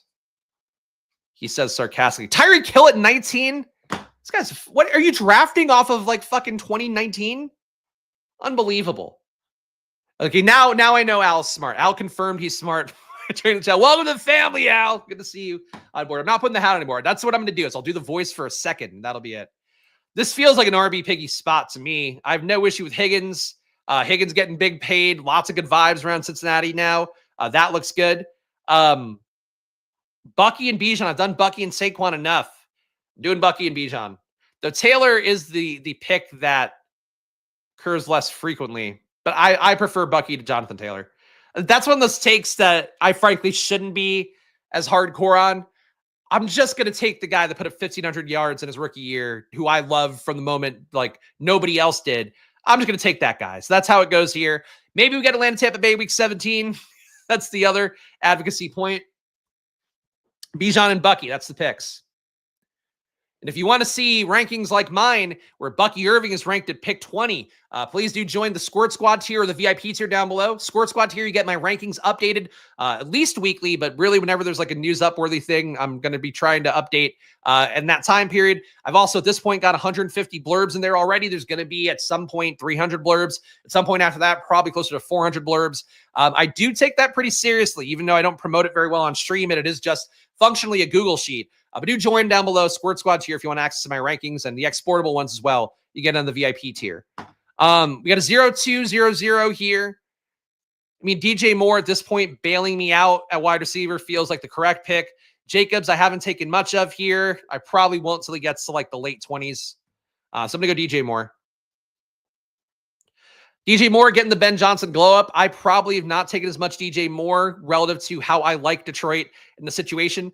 I would like to get a little more certainty on what what Chicago's rolling out there in terms of what they're taking from Detroit's offense and what we're going to have in particular at running back before I go crazy. Because I do think if they bring in mean, if they bring in nothing at RB, DJ Moore is undervalued because what they'll probably do is feed him more end zone targets. Odunze probably as well. Just getting more work because there isn't a trustworthy RB to give the ball to. If they draft Genty, if they draft Omarion Hampton, DJ Moore to me, a little more valuable in terms of the offense being effective, but less valuable in terms of being able to control kind of the red zone targets in the way that'd be possible if they have a shittier RB in. But I think there's like a bit of a band. If they add another receiver in as well, like DJ Moore, I think probably stays where he is. But if they don't add a third receiver of note and they're just going to roll out there with Odunze and Moore as sort of their, their Amon-Ra and their Jameson Williams, I think that's where you get DJ Moore being extremely valuable as ADP. So like there's things I want to know with Chicago from the draft that I just don't think we know yet. But I like DJ Moore at this ADP no matter what, and I think he's in a good spot. And I think, too, the fact that he didn't even entertain bringing Keenan Allen back, that's just a good sign for DJ Moore as well, who really was inhibited by having, in my opinion, like a professional target earner next to him, which Moore has never really had in his career. I just don't think that was good for Moore's outlook. And that's part of why, too, Moore ended up running like really basic, not complicated routes and being kind of a bitch about it because there was just somebody there who kind of ate off his plate. A little bit of, I think, fluidity with Moore, but I think he'll be in the best situation possible because of Ben Johnson and what he does. Kiss my third leg needs to finish ahead of Liam. Sure. I know nothing about him, but I don't really care what anybody finishes. But if you want it, I'm rooting for it. Especially now that you're paying me, Al. You're on board. What's wrong with Tyreek Hill at 19? Nothing's wrong with it other than the fact that he goes normally 5 spots later in most rooms, sometimes 10 spots later. So it's just not great price sensitivity. It's also a guy coming off the worst year he's had in his entire career. He's not the special player in terms of usage that he was 2 years ago. It came down wildly last year to the point. He doesn't even look like an average receiver. He looks like, in terms of especially like your top tier guys, he looks like more of just the guy than many receivers do in this exact range. Like Tyreek last year, 25% target per out run, less than Zay Flowers, less than Jonnu Smith at 28%, less than Josh Downs at 30%, less than Rashee Rice at 35%, less than I could find some worse names if we want to, less than Khalil Shakir at 27.5%, less than Javonte Williams at 26.5%. He's an RB. Tyreek was nothing special last year. So taking him even earlier than ADP is not a smart thing to do. I hope that explains it for you. You can do, as we said a million times, you can draft whatever you want. Ultimately, though, you're going to hurt your entries over the course of an entire portfolio if you don't get why like Tyreek Hill is not a guy you should take 5 spots out of his ADP and 10 spots ahead of where he goes practically in a lot of rooms. It's a really important thing to know of best ball and how that works. We got Bijan, Bucky, DJ Moore. Another RB wouldn't feel bad. But I think we have to go receiver here. I'm going to go Jamo. I think the logical choice would normally be Odunze, but I'm not going to reach for it here when we have a little bit of value on Jamo at this point. I think most people in the spot, if they had it coming back to them, would just go Moore and Odunze. We'll see if we can maybe kick it around. We probably won't be able to. But Bijan, Bucky, Moore, Jamo. So hopefully a lot of weeks where Jamo is useful and Amon-Ra is not. Reek also spent 1/4 the tournament in 5th/4th. That's also a good point too. Yeah, I mean he was lower too. But yeah, reaching up for a guy who's moving ADP down, never a good principle. Dolphins players are tricky in general. Waddle has to be better than what he did last year, right? I don't think so. I'm not a Waddle guy. Like Waddle has only succeeded when Tyreek's been out, and even then, the days have not really been great. He's had a couple of outlier days with Tyreek there. It's going to happen for any team, but like there's not reliable usage. I mean, his rates, I think, were even worse than Tyreek's. Yeah, only under target 19% of the time he's running a route. Like, that's not star potential. He's getting paid like he's a star. At a certain point, I expect him to realize that and try to, feed him the ball more. But I think Miami, unfortunately, I don't know. Something's wrong with the Mike McDaniel system right now with how that year went. I don't know if he's out thinking himself or what. Jennings at 51 here is pretty aggressive. Olave and Godwin, I feel like both do well. Godwin would really prop up this room. But I think I have to go Olave. I take enough Godwin, just took him last draft, obviously. But Olave here, more upside, I think, than Godwin at this point in their careers. And the Kellen Moore glow up is still something I will take in every draft. So We got Bijan Robinson, Bucky Irving, DJ Moore, Jameson Williams, and Chris Olave. When Tyreek goes 14 catches, 180 yards, 2 TDs week 1, no, I wouldn't because it's week 1. Christian, I think you're really thinking about best ball in the wrong way, man. Really, if you told me, even if you said week 17 there, I'd say you have no chance of knowing that. But like week 1 matters so little. You could put up 0 points week 1 and you could still win your pod and you could still advance and you could still win the entire tournament. I don't know how to tell you more than that. But anyway, if you're a fan of Miami, please feel free to draft Tyreek. But I still wouldn't do it 5 spots out of ADP. That's the best way to summarize that. Let's see what else we got here. You'd still get a good amount of Tyreek and not draft like an idiot. That's also, no one does cut to the point faster. I can always count on chat to come in and make the point better than I did, more articulately and shorter as well. Taking Tyreek in round 3 and round 4 early on the big board. Yeah, look, I get it. I get it. You're not telling me anything I don't know, but I hope people listen. I think the big thing in best ball is people don't want to listen. This is a channel where I'd encourage you to at least listen and not let it go in and out of one ear, in one ear, out the other. Quinshon, Judkins up to 64. He and Treveyeon Henderson both coming up. Still not sold that either guy ends up with the kind of role you're going to want to see year 1. Neither one earned volume enough at OSU, even though you hope that they both can earn it immediately. And I think that's obviously where they're getting drafted to do that. But both guys under 15 intended touches a game. Judkins spiked in the CFP, so that's obviously fresh in people's minds. Henderson has been getting a lot of steam in terms of social media clips, guys. Film guys on Twitter talking about how he can hold up in pass pro, blah, blah, blah. He's got a truck stick. I've seen all the clips. He's fine. These guys are both fine. Would say there is a really big tier break between them and Hampton and Genty. And I would also say that I'd rather get probably Walker, Montgomery than those guys. But Montgomery maybe gets the line of closeness there to where Judkins, Treveyeon, you can take that leap a little bit more. We have 0-2-3-0. Burrow is falling tremendously here, but we have no way to backdoor stack him really. At this point, I'm just going to take Burrow. 19 pick difference. Team's kind of weird anyway. And I'm cool taking Goff and Caleb Williams, but Burrow at pick 70 would feel a lot better with one of Higgins or Chase, but it is what it is. It's true. Can't take a naked Burrow. Not my preferred thing for sure.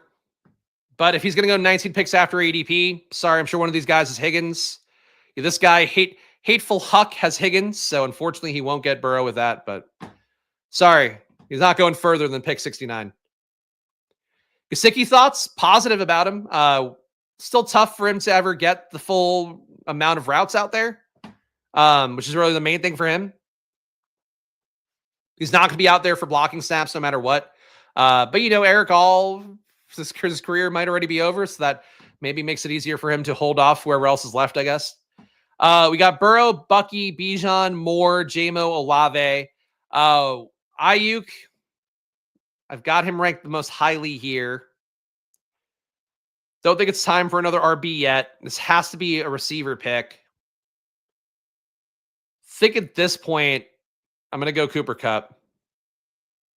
If it clicks. There we go. Thank God. Fucking Underdog UI, man. Really making me sweat lately with clicking the star button. We got Burrow, Bijan, Bucky, DJ Moore, Jameson Williams, Chris Olave, Cooper Kupp. Oh, is Tyler not like naked QBs? Oh, well. I think at a certain point for anything, personally, I don't either, but I'm not going to, if a guy is going 20 picks past ADP and he reliably goes, I very rarely see Burrow not go in this corner here. I'm just going to take it to get unique at this point. Oh, if you 6-7 turn Burrow paired up, think he falls enough to push. I agree. And look, that's been the rule of thumb in the past is it's always better off trying to push guys, see if the room is going to penalize you for trying to push him and getting through. But I don't care.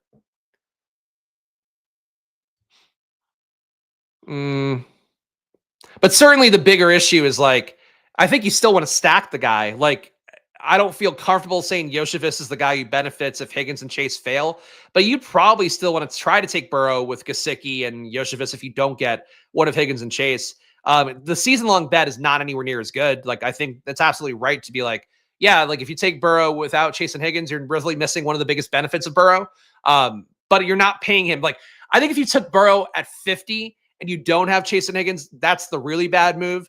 Taking Burrow 20 picks after ADP, like, and you don't have either guy, at that point, it's just you're playing him against a bunch of QBs that don't exist. So there's nobody else in this range who's getting drafted. So I think for uniqueness, you take Burrow at that point. There's probably merits to both sides, though. In the past, I would have been more like, you got to stack up the QB no matter what. But frankly, just paying them more attention last year, thinking about it a little bit differently, I'm a little bit less didactic about that. And I do think, too, with Burrow, if you have other good receivers in there, or at least good enough to keep up with Chase and Higgins throughout the year, you can potentially get really good leverage if you do get that wide receiver 3 right, you get the tight end right, and they spike for you at the right time in the playoffs. Like, you could knock out guys in pods who have Burrow, Chase stacks, potentially. Obviously, hard to imagine that particular. That's it. Naked running QBs are okay. Pocket passers got to stack. I think you're probably still trying to stack either way. You still want to backdoor stack them, but I'm personally, again, as we've talked about throughout the stream, and it will be unfortunately a theme of the entire year, it ultimately just doesn't fucking matter. Whatever survives, survives. We just have to get through everything. It's not the most plus EV thing, though, to have a high dollar QB and not have players stacked with it who would theoretically push him to the highest heights and would come along for the ride if he hits it. And obviously for Cincinnati, with what they're spending on this year, you expect Higgins and Chase, if Burrow hits, to come along for the ride. And at the very least, one of them hitting meaningfully, just the basic logic is not sound. But what are you going to do? All right, pick coming up here. We got Burrow, Bijan, Bucky, 4 receivers, none of which are Bengals. DJ Moore, Jameson Williams, Chris Olave, Cooper Kupp. Does feel like another receiver here would make sense. McMillan, good enough. Downs, good enough. Caleb Williams, if you wanted him here, I'd have to take him here, which I just don't feel comfortable doing. I'm going to go Jalen McMillan here. I'm a little bit higher than Josh Downs. I don't know that that's fair. McMillan's probably a little bit overvalued from when people thought that Chris Godwin wasn't going to come back to Tampa Bay. But I think that for Jalen McMillan, I still like the upside here. Even before Godwin got hurt last year, they really did try hard to get McMillan going. You guys remember week 1 last year? Again, week 1 so important for best ball. Some big plays for Jalen McMillan didn't come through that week, and after that, it kind of got worse for him week to week until Godwin went out. But with how he gets used, like he wasn't being used like a slot all the time anyway, so it's not like he's going to get displaced by Godwin. I think McMillan's in a good situation here too, and he's also the guy who killed the chip chasing curse, so more power to him. Caleb Williams goes to C Thriller here, who I believe is in the Discord as well. So he's stacking him up with Odunze. That makes sense. I would have probably taken Caleb there if I didn't have Burrow. So let's say it's a gift for C Thriller. That is something. He got helped out by the trickle-down economy of me taking an unstacked Joe Burrow. All right, 1-2-5-0 here. Don't think we really need to hit RB yet, but we could. Could also do the second QB now. I mean, Goff with Burrow does feel like pretty good texture. Bo Nix still floating around, though. This is not a bad spot for Bo Nix. Another unstacked guy. Unstacked Bo Nix. But week 17 from 2024, we're crushing it. Stacking up Cincinnati and Denver. We got Joe Burrow, Bo Nix, Bijan, Bucky, wide receiver DJ Moore, Jameson Williams, Chris Olave, Cooper Kupp, Jalen McMillan. Got to find some backdoor stacking options for Bo Nix. We have the tight end coming up soon. We have a couple receivers coming up soon. Troy Franklin late. But I think a 10-pick discount on Bo Nix. Again, we got more unique here from getting Burrow at 69 and Nix at 100. I don't think that combo occurs very often falling in parallel unstacked. I think we did some unique stuff here. I mean, the exact same points that Tyler did. A few picks past ADP is probably bad. 20 picks and back. Stack trying to veer in playoffs I get. Still rather have one of the elite pieces of Burrow. Odds, yeah, I think that's exactly it. So we're on the same page. Yeah, I think for a season-long thing, like if you're playing drafters and you take Burrow, again, especially at ADP, but even like 15, 20 picks after, you are missing the big benefit of having that QB. Because like you're going to get, or obviously an underdog season-long tournament as well.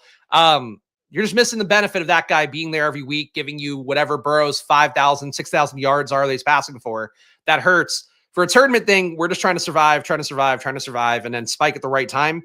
So if you get, 2 touchdowns from Yoshevich in week 15, 2 touchdowns from Gesicki in week 17, you beat out all those Bengals teams. That's your hope. But yeah, if you're doing the marathon, you're doing a drafters, regular total points thing, I don't think it would work or be as logical. But again, you can still do it. You can do anything. You take Joe Burrow at 1 if you want. The draft might get thrown out. But with guys taking Derrick Henry and and Tyreek Hill really early, who knows? Maybe it wouldn't. My leagues last year, a lot of unstacked Lamar teams advanced, maybe more open unstacked QBs. A little bit different with Lamar because of the rushing upside and the fact that none of his receivers really had that Burrow, that Chase Higgins upside rather, and even Gesicki like won some weeks. Really, there weren't a lot of weeks where any Raven fully won a week. Bateman, I think, did it a couple times, but you could have had that without Lamar too. So, look, I think there's certainly, again, fine folks on both sides on that debate, but that's what it is.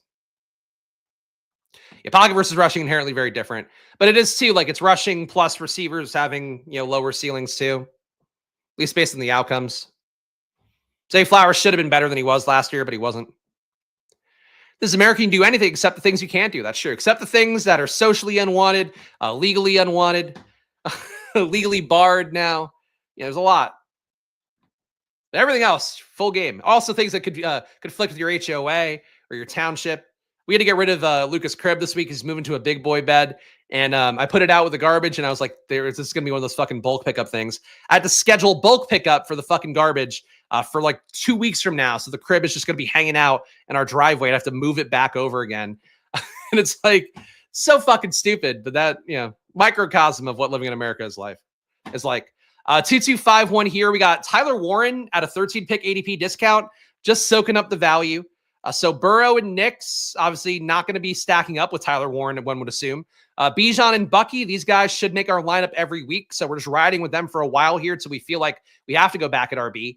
DJ Moore, Jameson Williams, Chris Olave, Cooper Kupp, Jalen McMillan. Definitely lacking that alpha receiver type that we want to have to try to make the entire lineup feel a little bit safer. But try to get more comfortable with these kind of builds because these guys should all be rotating around, giving me 10 to 20 point weeks for the most part if things work out well. So that's it. Not a disassembled crib, unfortunately. Somebody took a bookshelf that we put out there, but a crib is a bridge too far. It's like there's no screws in it and no instructions. So yeah, did not work out. Is Wilson draftable? Yes. Talked about in the beginning of the video. I think he's draftable around 205, but you have to keep in mind the risk of Jameis starting. Like it's not going to happen week 1, no matter what, I think, as long as Wilson is healthy. But if Wilson is not effective, they're going to bring in Jameis. So you're running the risk like you are, frankly, for Sam Darnold too. Like the injury guarantees for him could mean that he's a guy that doesn't play in the playoffs. Those kind of players, all draftable, but you want to play them in like 3 QB builds for the most part. 2251 build here. We do have Ingram coming up. I don't love Ingram at this price, even though I am close to it at ADP. I would like to take more Scattaboo, and he is the guy that, as I've mentioned, grades out the most to me like Bucky. I just don't know that he's guaranteed to get the perfect situation where Bucky didn't even get draft capital, still got there because he ended a situation where they needed a player just like him. Scattaboo can get that, but I think to me, he's a player where if he goes somewhere, I think he can win the job. I think I'm going to go nuts on him in BBM. So we have Joe Burrow and Bo Nix at QB. Bijan and Bucky still are only RBs through 11 rounds. DJ Moore, Jameson Williams, Chris Olave, Cooper Kupp, and Jalen McMillan. So, again, I feel like we need more volume here at receiver, but I don't mind this as a top 5. Tyler Warren and Evan Ingram probably will tack on one more tight end late, but I think that's a good baseline, and getting the huge value on Warren feels pretty good. I like this team, it's just not stacked. Is really the big issue with it. We'll hopefully stack it up later, but I like the team. Let's see. Would I prefer drafting Winston in 3Q? I would probably not really take either. I mean, I had the option to do one of those with my Nabers team last time out. I did neither. So I probably would do neither. but I think you have to be prepared for either outcome. And if you're dead set on taking them, I would probably try to take the inverse one. But like, you don't have to take every QB. I think would be the main thing here. Like, you don't have to. You can still draft other QBs and play them with Nabers, with Theo Johnson, with Slayton. I would personally rather have Winston win the job, but there's no guarantee of it, and he's not being paid like he's going to win the job. The main thing for me, as I mentioned earlier, is just not taking Cam Ward with him anymore, with the Giants anymore, because I just don't think it's going to happen. Winston is always good for 4 blow game season to give him the chance. That's not really worth a roster spot, though, especially if you have QBs that are better than, like Jameis. His blow up game is probably like 22, 28 or so underdog points. Because, you know, the picks are going to hurt you. Obviously pick sixes won't hurt you, but they're part of the equation as well. In-game benching is a risk like we saw for Cleveland. Like the reality is, like, you want to have the receivers that benefit from him. You probably don't really want him other than week-to-week DFS. And even then, you don't really want him in week-to-week DFS unless he's not chalky. So I personally don't see it. I know you said that earlier, Tyler. I really am strongly not buying it. I would really push back on that one. Unless Tennessee is putting on the biggest smoke screen ever, because they're going to get a real haul from the Giants, I feel like the trade would have now happened, because they're at least going through the motions of falling in love with Cam Ward. With them, again, private workout today is like a very serious step on Ward's campus too. They're not even bringing him to the team facility. I think they're really, they're either smoke screening harder than any team ever has, and I don't know that Tennessee has made me feel that, but, you know, really don't agree. Reporters are going to report, though, so, you know, we'll see what happens. 2252 here. Really not a great pocket for anything I need. Dobbs, though, does fit the criteria we talked about with Wicks, obviously a higher price tag, but he is a receiver that's probably undervalued because people think Green Bay is going to bring somebody else in who matters. I remain not sold on that either, so I'm going to go Romeo Dobbs here as my 6th receiver. And look, Dobbs, a player that the talent level for me, never as high as I would have liked it to be, but he has been a reliable target for Jordan Love, and when you get Christian Watson out of the mix, you're really removing one of Dobbs' biggest blockers from having a huge upside in the past. And he also, frankly, was willing to complain last year, get suspended for a game because of wanting more targets. So I think he's the kind of guy we want in an ambiguous wide receiver room where we don't have great target earners right now. Shout out Tyler here. Smash a like and sub for the best scored alpha in the industry. I appreciate Tyler. Make sure to check out his content, of course. Twitter at Emo Cowboy, and popping into various Discords, adding value always. Titans making it seem like they want Ward so the price goes up. I think that's just that's like fucking the towers metal melting. Like, it's in my mind for it. It's much more likely. The more likely outcome is that the Titans were not sold on him. They got really sold on him, watching him work out, getting to meet him more. Frankly, too, I think he's an impressive kid, moving up from Incarnate Word to Washington State to Miami and having a kind of a deliberate track that he wanted to go on to get himself where he needed to go, and showing improvement at every level. And again, hitting the highest ceiling at QB out of all the guys who played this year, unless you're going to really give Jackson Dart a lot of credit for what he did in Ole Miss's offense. I think that all checks the boxes. So to me, he was always the most logical choice to take at number 1, but Tennessee seemed like I would say, if I had to guess, job preservation wise, I think they were considering a different angle of we could maybe rehab Will Levis and you buy yourself another year, and then you could take the rookie next year, maybe, luck out, take Arch Manning. I think he'll be available or should be available next year. I think that's what they were thinking initially. And now it's changed. We're going to take Rico Dowdle here. Rico Dowdle undervalued. Some of the coach speak lately talking about a true timeshare for these guys, riding the hot hand for these guys as well. Again, Coach Speak Next, still a great follow. I would say in this time of year in particular, Coach Speak Next and Greg over there does a really good job, kind of making sure you're getting the key news items. And I know our guy Tyler does follow the Discord pretty closely as well, part of why he has a lot of the intel that he does. But great time to check out Coach Speak Next on Twitter. Really would recommend that, because some stuff like Rico Dowdle, Chuba Hubbard, I would say that the ADPs right now greatly do not reflect the situation here, where Chuba went still at 55 here. To me, Chuba should be down closer to a James Conner. The signal for Carolina is timeshare. Signal for Arizona is more of a timeshare than last year. Listen to what coaches are telling you, whether it be through Coach Begin Next or things you're seeing in general out there. Not that you should trust coaches always, but coaches that have that track record of saying things and backing them up, or at least giving the signal that they're going to try it a certain way, and whether they stick with it or not, it's going to be up to their whims and how things actually, work out and all that. But yeah, Rico Dowdle to me way undervalued right now, especially because Chuba, digging into the analytics more, He was not really a special player last year. He got a lot of volume, but avoided tackle rate not that high. Efficiency metrics not that high. Even his red zone work wasn't really as great as it could have been. Would say that Chuba to me feels very fragile, even though I've taken him. But you got to take Rico on the flip side if you are going to take Chuba, especially at that ADP. And guys, if you appreciate this content, do make sure to subscribe down below with the like button. Of course, getting on a weekly schedule right now, going to be more on a daily schedule once we hit I keep saying big board season. We're in big board season. Once we hit BBM season, going to go on a daily schedule, probably later in the afternoon every day. But please do join the hunt here right now, of course, on Splashway, trying to take down the big board. We're getting 3 finalists, 3 little turtles to the shore last year, including a top 100 finisher, technically a top 80 finisher.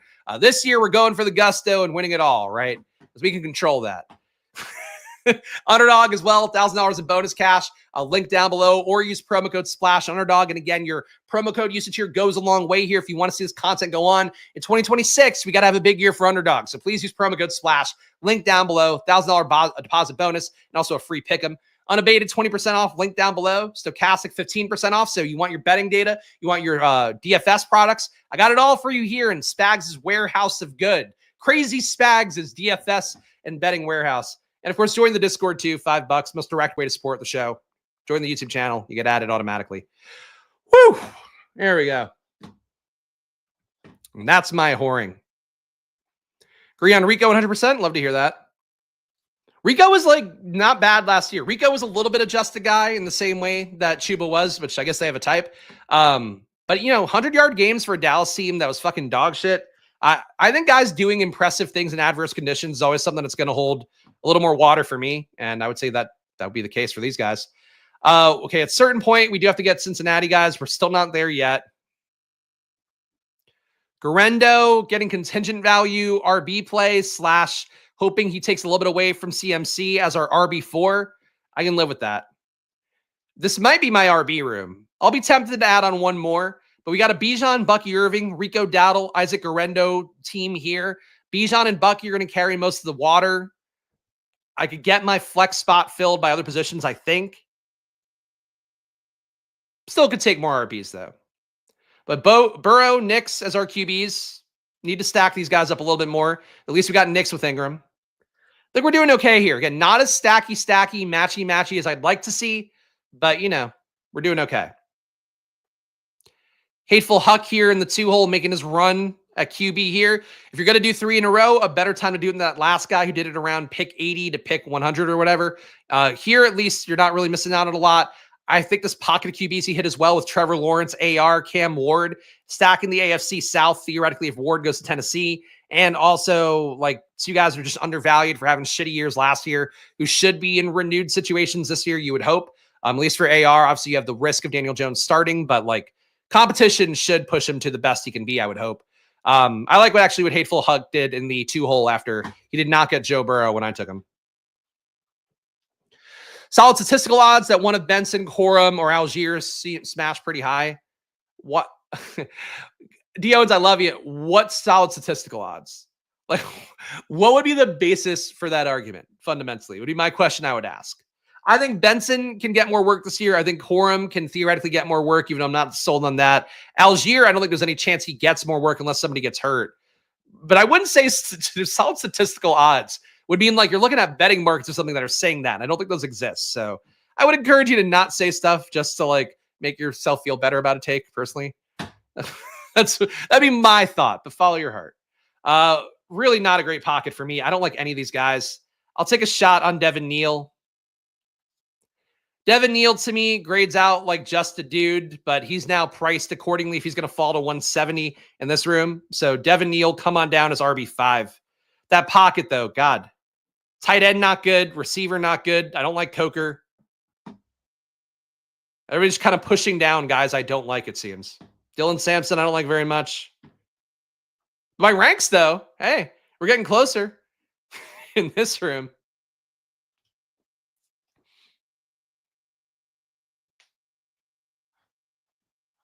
Diversifying.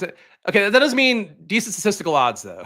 I would caution against that. You have a shot of the dice roll working out in your favor, but it's not like, oh, like there's like a 10% chance one of these guys hits because of X reason. That doesn't exist. Just, Dio, you're prone to hyperbole, Dioans, which I hope try to not reflect that in your draft portfolio. That's a personal choice for me. Let's see what we get on the way back here. Yeah, we need to kind of keep some room for Cincinnati, Denver guys late, which I'm trying to do. We are really running out of options to click at this point. Much more reasonable price for Neil. Yeah. Well, I mean, look, I really think I got this right in the big board. I know because I wasn't shouting it every day. I won't get the credit for it. I have said that every RB that is mispriced. Like, I called it. That was all of them besides Genty and Hampton for the most part. And Treveyeon and Judkins, I probably give enough credit to. But like, I thought those guys were going to hold. I've had them the same spot in the rankings, so I'm not surprised by it. Everybody else is mispriced. Like, Caleb Johnson is still the one here that like he needs to have a much bigger fall. But people aren't paying enough attention to give him it. But where did Caleb go here? Caleb went 89. Like, Caleb should be behind Ramondre. I would say probably behind Charbonnet, ATN. I think around Swift would be more fair. He's the only one that hasn't fully caught up, but everybody else will fall in rooms enough here. Because like Neal's not really a guy. Samson is not really a guy. Frankly, Tootin's barely a guy, but people just fell in love with him because they had to fall in love with somebody. Frankly, Giddens and Harvey are as much of a guy as Samson and Neal are right now.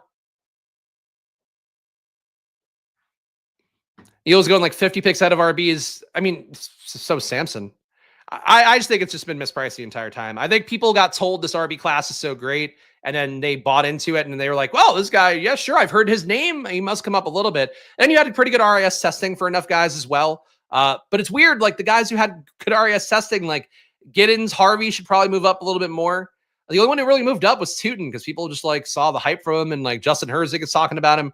I don't know, man. The flow of clicking people at ADP, I think has been really off to me this year.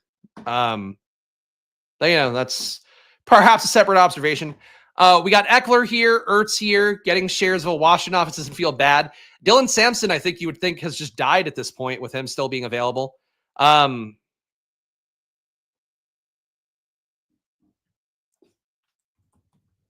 Gesicki already fucking went. Like, fuck you guys. Taking Zach Ertz. Take the third. When the fuck did Gesicki go? Really thought we were safe for another round for Gesicki here. He went in the run of them of them here. 184. I guess that's reasonable. Yeah, he took him right at ADP. Motherfuckers. I mean, Ertz is probably a better play than Gesicki based on what we saw last year. But I just wanted to stack up one player with Joe Burrow. Would have been nice. Seeing Harvey go in the 140s, that's way too much too. These guys are all Braylon Allen. It's really how I'd feel about it. Like Braylon Allen from last year. Frankly, Braylon Allen from this year might be in a better situation than some of them actually get. Because Braylon Allen at least is entering a new regime as like a guy who played pretty well. And the coaches at points last year wanted to play over the incumbent back. But like these guys should all, to me, be priced right around Braylon Allen, where it's like you're hoping for upside, but you're more likely to end up the RB2 who has a shot at spiking occasionally, but isn't guaranteed a real role. But that's been my read since day one. Just nothing has shaken me off of that. And the Tootin rise to me, I think, is just people being bored and wanting somebody new to click. I would really strongly believe that one. High avoided tackle rate guy, fast guy, but to get stuffed on the run as much as he does, to be as bad in the pass game as he is, just not a perfect prospect that should rise 50 spots in ADP. We got a 2-5-6-3 build here. Need more at receiver, and we're probably going to be getting some of it at the start. Are you fucking kidding me? You'll never guess who I was planning to click here, who's normally safe at this point, Troy Franklin. We won't get him today. Sick. Yoshivas, I've got way lower here. I'm sure he's going to get taken at some point coming up. I mean, Darius Slayton bailout, I think, is still a good click in this range. His ADP is way too low at 211. I want to get one more receiver in here. I was planning on taking a Denver one, but instead we'll go Darius Slayton, and maybe we'll take a different Denver receiver coming up. So a 2-5-7-3 here. We still have not stacked up our Joe Burrow. So this is the risk you run if you get sniped on Gesicki or lose Gesicki. It doesn't come back to your spot. You then are fighting for Yoshivas, and I'm not going to reach 20 spots ahead for Yoshivas. So Joe Burrow, Bo Nix as our QBs. Bijan Robinson, Bucky Irving, still like the RBs with Rico Dowdle, Isaac Arendo, and a basically free Devin Neal, 25 spots after ADP. DJ Moore, Jameson Williams, Chris Olave, Cooper Kupp, Jalen McMillan, Romeo Dobbs, Darius Slayton. All guys with real roles, all guys who are certainly not true alpha receivers in the way we want, but I think it works well enough. And then Warren, Ingram stacked up with Nix, Zach Ertz here. I'm okay with the team. It's just not, like, my brain is scratched. Like, it's just scratched in my brain, rather. My brain itself is not scratched.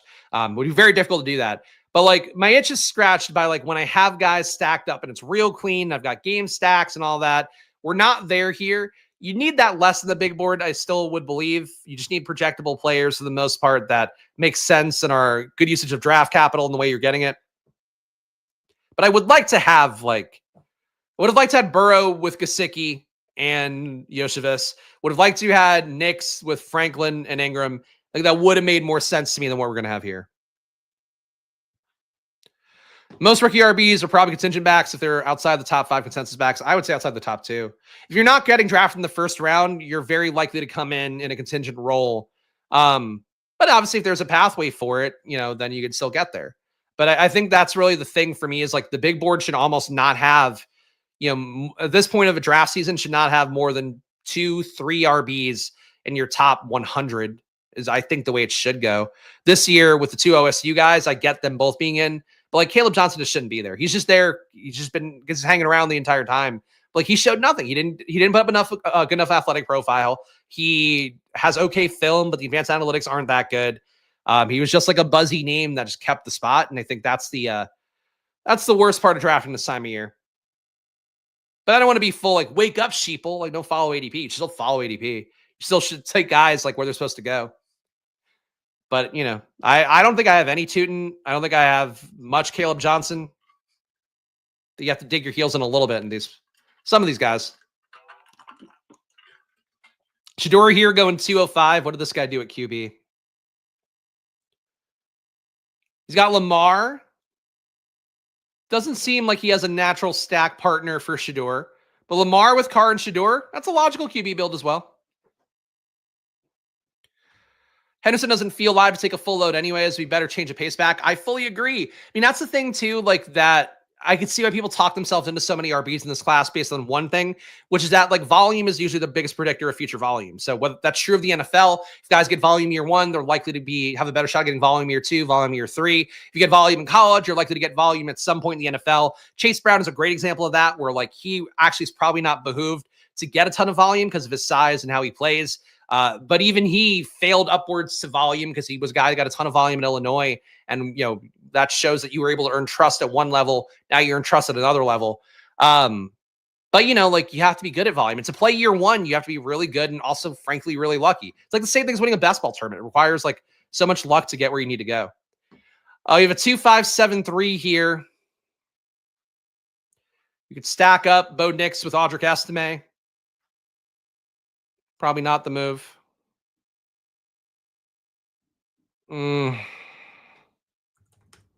I think it's Yoshivas' time here, so we could stack up Joe Burrow. We did it, gang. Jermaine Burton is abusing himself out of the league. So we're going to go Andre Yoshivas here for our Joe Burrow stack. He is our 8th receiver, so he probably won't matter very much. I would think that Yoshivas at pick 200 gives me 2 15 or more point games this year, if I had to guess. I think Judkins is more likely to outtouch Henderson. He's got more of the build you'd expect. I think they have similar ranges of outcomes to me, I think is how I view them. Like, I think they both have to prove they can handle more volume. Judkins at his size, I would think would be better equipped for it. But Henderson, honestly, even numerically, Henderson's a better rusher. Very similar in the pass game. Henderson, not as much juice in the pass game as you would think. Only a 23% avoided tackle rate and actually a lower EPA per target than Judkins had. I think they're similar. He's handled it, but over the entire year, he was only at 13 intended touches a game. I know, again, he, like, golden spiked in the playoff, but He still didn't get the work like reliably game to game. 2583 here. I think I am going to take the shot on Estime. Just gives me a little more Denver. I think everybody assumes that Denver's going to bring in a back to replace everybody, and that's possible. I think it's also possible that Estime might be a better back than somebody they bring in if it's not one of the really good guys. So I'll go Estime here as RB6. Again, this is all kind of found money if any of these guys hit, because we believe in Bijan, believe in Bucky. Rico, we think can have a role. Garendo, we think can have a role. Neal and Estime, jury's out. But I think this RB room works for me because really it just comes down to the top two guys. Burrow, we now have stacked up with Andre Yoshevitz all the way down here. But our wide receiver room is DJ Moore, Jameson Williams, Chris Olave, Cooper Kupp, Jalen McMillan, Romeo Dobbs, Darius Slayton, Andre Yoshevitz, and then tight end, Tyler Warren, Evan Ingram, Zach Ertz. We've got one more click left. I feel like the team is well built enough for me here at this point. Let's see. Because they had 2 RBs that'll be drafted in top 2 rounds, plus a 1-2 round first receiver. All right. It's still not. So, like, here's my fundamental belief of college data, which I think some people might disagree with. I think whenever you see it move in a certain way that's not positive, it's never a good sign. Like Quinn Ewers, if he came out last year, I'd probably been like, Quinn Ewers, steal at QB. I would have touted him, would have think that he'd be a good player comes in. Then he played this year, really regressed in every category. I think the same thing for Ollie Gordon, where Ollie Gordon, people loved him 2 years ago. I look at the data from last year and I'm like, this guy is not good. And if he was good the year before last, he's not good this year. Whenever you show a downslide, I don't think that's a good sign heading into the pros. So like for Judkins, some of the guys I just talked about, like he wasn't really that good his senior year. Like again, he spiked the CFP, had a big volume day, put up crazy yards, crazy counting stats, whatever. But like we're talking about a guy who had 16% avoided tackle rate, which is like bad. Like that's a guy that in the pros should be 8-9%, like really no juice at all. Didn't get stuffed a lot, so that's a positive, shows he's got some power in him, but only a 0.06 EPA per rush. There's like, just eyeballing it, 15 RBs in the class who are more efficient per target, or per touch rather. Frankly, also 10 to 15 who are more efficient per target. Like he wasn't special on an offense that should make you special and should make you look efficient and short amounts of volume, and he wasn't that. Henderson doesn't look that much better, but he got 7.3 yards per rush, got 2 more yards per rush. The Judkins, obviously running probably different run plays would be my guess. But still also for him, only a 20% avoided tackle rate. So he's crazy fast, but he actually doesn't make guys miss. There's a lot of flaws in these prospects this year, besides top 2, besides Hampton and Genty. And Genty, too, has the flaw in the pass game. Like he was effectively not good in the pass game, even though kind of expect that to be something that corrects itself over time. People just need to, I think, learn to view prospects more holistically and realize too that for guys to be like crazy good and pay off at the ADPs that some of these guys are going at, they have to be good year 1. They have to play a lot year 1. They have to play early year 1.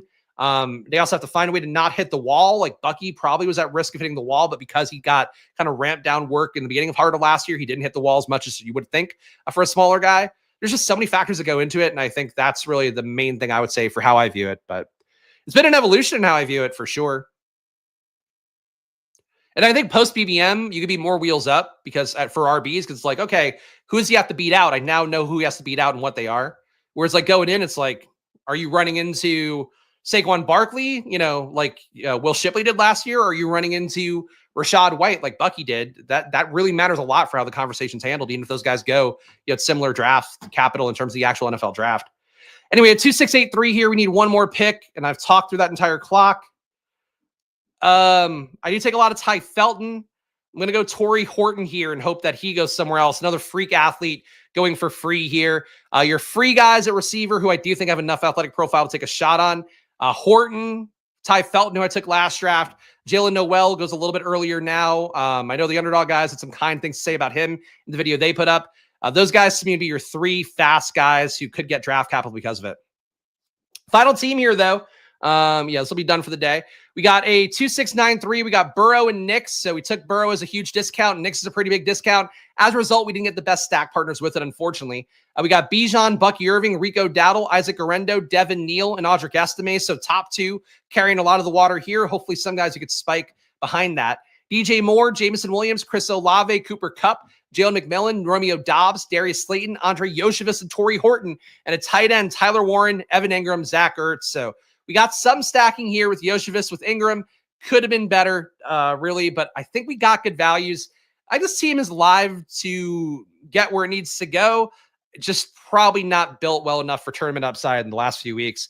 Shout out to guys like Shock Trauma here. Hope it was a good draft. And again, if you guys are using my promo code, feel free to hop in every draft. Otherwise, I'll see you guys in some of them here on stream. Of course, doing Fridays right now. More to come from the Splash Play channel. But before I go, guys, please make sure to subscribe down below, hit the like button, leave a comment. Do join the Discord as well. Only $5 if you join the Squirt Squad, or rather the Splash Play family tier, the cheapest tier down below on the channel. You can join the Discord, be in the conversation here. I do post updates and stuff. I'll be posting more when we get to kind of the newsy time of year, and that's going to be included as well. You can also get my rankings down below if you want to see my rankings, along with about right now 150 blurbs on various players, the EPA data I look at as well. I include that. It is a really good package. I don't do a great job selling my rankings, but some of the guys who signed up already have been really kind with their feedback so far. So I put basically all the thoughts I put on stream into one document for you, and that's sort of the goal of that project. So join down below the Squirt Squad tier or the VIP tier, and you get access to that.